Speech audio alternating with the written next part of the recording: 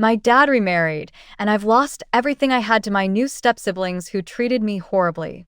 My dad, 47 male, married my stepmother 3 months ago, and I, 15 male, feel like it made my life significantly harder and less pleasant.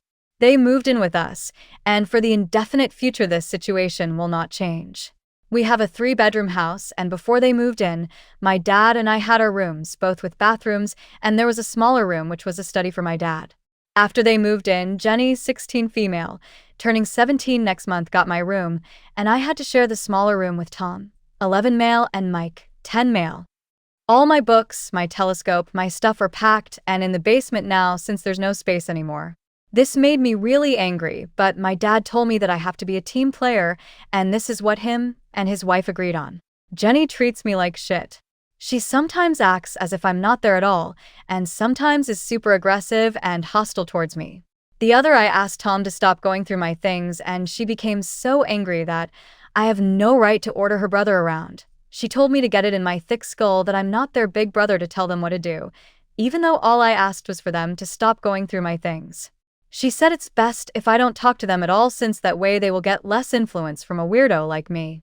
What I don't get is that if she's so concerned that I might leave a bad influence on Tom and Mike, why doesn't she take them into her room? Tom and Mike don't respect any boundaries. They're always through my stuff. I have a watch which was a gift from my mother. She died of cancer, and they took it from my drawer and lost it. I found it weeks later in the basement with its front glass broken. Before they moved in, I used to get a $100 allowance every month.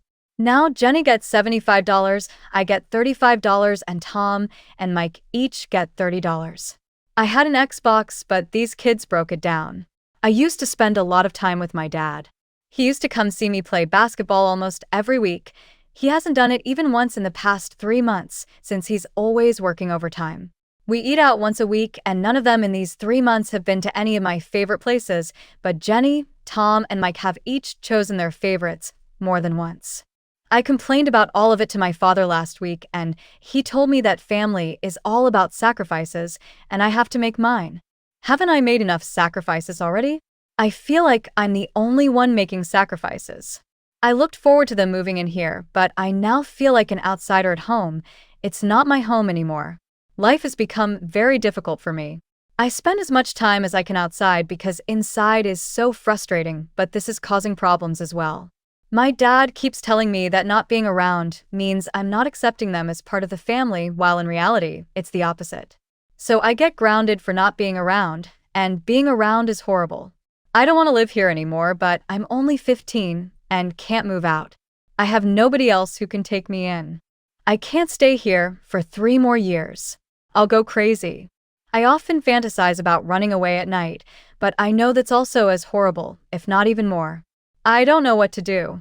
Can anyone give me a suggestion? Relevant comments. Olivia Pristine. It sounds like Jenny is the biggest problem. If she's 17, is the plan for her to move out soon?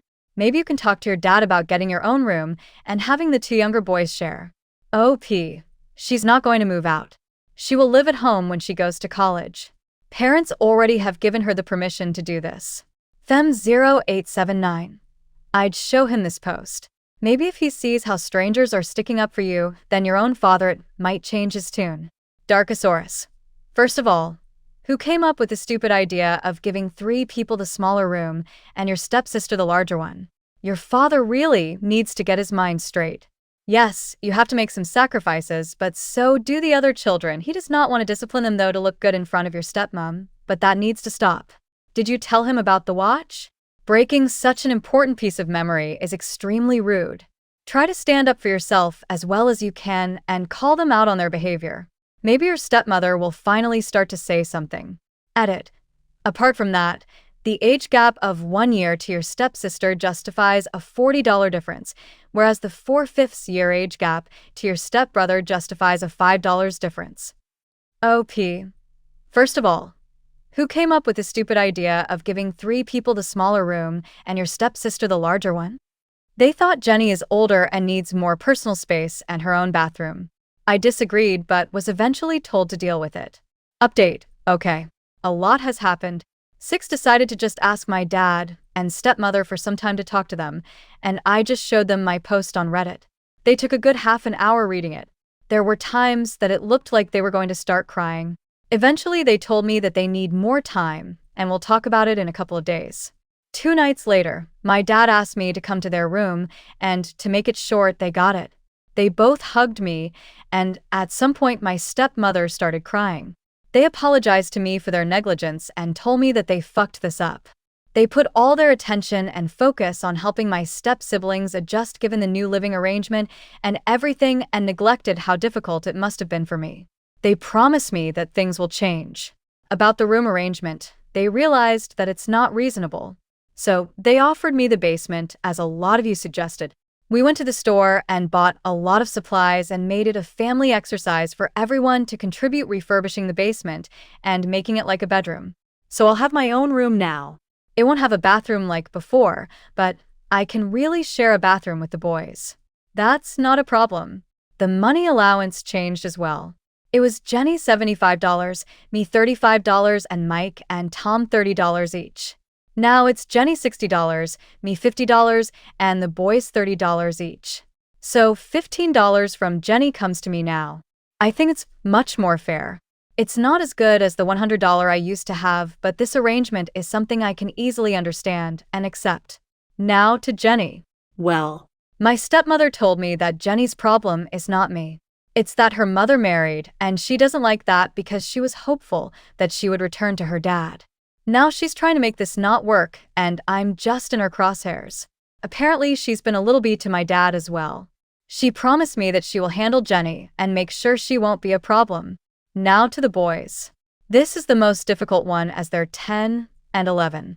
They gave me a small lock so I can lock my bag for now, and when the basement is ready, which will be in a couple of weeks, I can lock its door, and only me and the parents will have the key. So at least my stuff will be safe. About other things, they also made little changes to make things easier. They told me that I can come to them for any problems, and my dad promised me some father-son time every couple of weeks as well. I was happy with everything. They addressed most of the issues and found solutions, and so far did their best to do everything that they promised. Jenny came to me a few nights later and asked if I would come with her for a walk in the neighborhood as she wanted to talk to me. So we went, and she apologized to me for everything and told me that she didn't and still doesn't like that her mom married my dad, and she was forwarding her anger and frustration towards me, the only person she could, which was not right. She said that I'm probably going through similar things as she does, and really there's no reason for us to make each other's lives even more difficult than it already is. So I accepted her apology, and we shook hands on being on the same team from now on. And honestly, she's been very different ever since.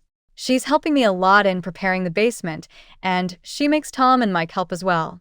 The other day, when I asked Tom to turn down the TV volume and he refused, she told him to listen to your big brother. Yeah, good things. I hope she remains this way. Overall, things are a lot better. I trust my stepmother a lot more now. Jenny is much better than before, and we're becoming more and more like a family, and the place looks and feels like home again. Thanks for all your suggestions and help. I owe you all a lot. Story 2. Our rock-solid relationship imploded in a single night, and I'm completely blindsided. My partner, 25 male, is my 26 female, rock, and I'm his. Literally, he tells me that all the time, including yesterday. We've been together for 5 years and have a truly wonderful relationship. Always talking, laughing, comfortable with one another. Able to communicate healthily even when we disagree. After surviving abuse as a child and struggling with unhealthy romantic relationships in the past, the fact that we love each other in a respectful, secure, and profoundly healthy way is truly my biggest blessing, and I wake up every day so happy and grateful for him. He is an incredible man with so much drive, intelligence, kindness, and gifts to give the world. About a year and a half ago, it came up for the first time that we saw ourselves getting married one day. It was such a beautiful moment, and it rocked my world to have been vulnerable, said those words, and had him say them too. Since then, it's been something incredibly happy that I get to hold in my heart and look forward to. The subject has come up sporadically since then, but I haven't wanted to push it too far since we are young, and it is very much an eventually thing. Both of our parents are divorced and come from money. He got a lot of strong advice growing up not to marry young and to protect his assets, to see it from a more financial view than I ever have thought of it. Nevertheless, the thought makes me happy, and we often daydream about the future we'll build together, the little house in New Hampshire we hope to buy, and the dogs and chickens we'll have. These are conversations he participates in and brings up on his own all the time. I want to be able to talk casually about the marriage aspect, too. Go to bed with a sleepy, can't wait to marry you, or love of my life. but for some reason recently whenever the subject has come up he's clammed up and made it feel really serious. This culminated maybe 2 months ago with a really weird conversation in which I sensed he might not have processed what marriage really means in the way that I had, and that he wasn't ready to be talking about this in the way that I was, or as much as he had let on. I told him I don't want to put a gun to his head, this is just something that makes me happy to think about and talk about, and I tell him everything. I said I love him for him. I'd wait as long as he needs, but that I firmly didn't want to bring up the subject again until he was comfortable discussing it. I wanted to relieve the pressure on him, and I haven't mentioned it since. Well, yesterday we spent a really lovely day getting lunch and hiking with my family. They live far away, so we don't see them very often. My stepsister and her fiancé were there as well, and of course there was a little bit of light conversation about their upcoming wedding. My BF was his usual friendly, easygoing self. I noticed he seemed quiet on the way home and later that evening, so I asked if he was worried about work, but he just said he was tired from a long day traveling. I made him a drink, kissed him on the forehead like I always do, and promised we could do whatever he wanted to relax that night. Just do what I normally do when I can tell he's stressed, try to show empathy, and take care of him. But then, as I'm making dinner, he comes over to me and drops this bomb. He came over to me crying and said spending time with an engaged couple and even barely talking about their wedding had sent him into a panic, and he didn't know if he could ever see himself getting married. I was completely blindsided. I tried to parse what he was saying, but it was like my brain was stuck. Evidently, he had been locking himself in his office at work all week crying about this. I kept asking him why he would say he wanted to marry me if he didn't. He said he was lying, basically, that he wanted to give me what he knew I wanted to make me happy. I could only just stare at him open-mouthed. I kept trying to pinpoint if he was saying to me, I don't think I'll be ready to get married for a long time, or I don't think I'll ever be ready to get married, and I really don't think he knows himself. I don't think he has put any kind of mature thought into marriage at all. It was like talking to a scared child. He kept saying stuff about not knowing where his career will lead or if he'll have money. He has a great job, an outstanding network, and is definitely not poor. Neither of us are, and I was just like, we're a partnership. You wanted to be with me yesterday, you want to be with me today, do you want to be with me tomorrow? Yes, he said. I said, well, that's all that matters. We have a life we love, and we'll take on the future together when it comes. I'm devastated. He left for his mother's house, and I don't know when he'll be home. I cannot take another sleeping pill, or my heart will stop, but I can't sleep a wink. I literally spiked a 100-degree fever, and spent all night sweating and freezing. I had no idea it was possible to be in so much pain it makes you physically sick. This person is the bedrock of my life. We have always had rock-solid confidence that we can trust each other, be vulnerable around each other, and be our full authentic selves without inhibition or fear of judgment. We share everything together, and we are best friends. He even said that over and over as he sobbed and told me he loved me and that he didn't want to get married. Hours ago, I had the most beautiful and solid relationship in the world. Now, I don't know if we're going to break up. I'm reading. I feel like I've been stabbed in the back by my safe space. The earth fell out from under me, and I don't even know what to think anymore. I just want to say thank you to every person who commented. I was in an absolute state while writing my original post, and truly thought 8 people would see it. I read every comment. The kind and empathetic advice I received gave me a little bit of hope and peace as I waited, and that was basically the only reason I was able to eat lunch those first 2 days. I want to thank all of you for that. The long and short of it is, he left me. I called him the next day asking when he would come home. He told me he needed a day to think, but he was talking like we were broken up. I asked him to at least tell me we're still together. He wouldn't. So, yeah. He just torched it in pretty much an instant. I had been leaning a lot on the kind words I received from folks who reassured me that one fight does not need to derail everything we've built over the last 5 years. I took the perspective that the question of marriage was something that we'd need to discuss seriously and, hopefully, through therapy to arrive at what both of us want. I had no idea he would just append the table with no warning, without ever expressing his feelings or giving us the chance to address it with even a single conversation. So many of the comments I received revolved around the question, is not marrying him a deal breaker for you? Would you be okay with simply a long-term relationship? I don't know. I would have to search my soul for that answer. But I didn't even get the chance. He made that choice for me. 5 beautiful years, and he just fucking left. Needless to say, there were a million better ways to do this while honoring his fears and feelings while still showing me an ounce of respect as his partner and someone who loves him. This owed a conversation, and even if we still reached the same conclusion, I would understand. But this? It's not what I deserve. I did see him one night, and we have been texting. He said all of this awful stuff about how he was just trying to tell me everything I wanted to hear, and how I wouldn't like the person he really is underneath all of his people-pleasing. He's got a lot of this don't talk about it, just run in his family, including in his parents' relationships.